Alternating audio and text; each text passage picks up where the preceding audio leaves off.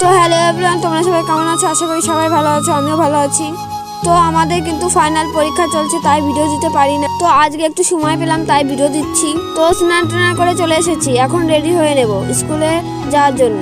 তো এখন কাদের কাদের পরীক্ষা চলছে, ফাইনাল পরীক্ষা, তোমরা কমেন্টে জানাবে। এখন আমার রেডি হয়ে গেছে, এখন চলে যাব।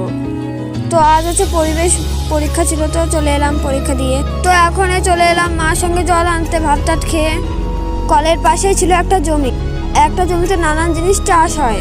তো চলো তোমাদের একটু দেখাই কি কি চাষ হয়েছে। প্রথমে তো পেঁয়াজ কালি, তো পেঁয়াজের ওই পাশে হচ্ছে খেসারি শাক বুনেছে। তো এখানটা করেছে ডাঁটার চাষ। তো আর এখানটা লাগিয়েছে পুঁই শাক।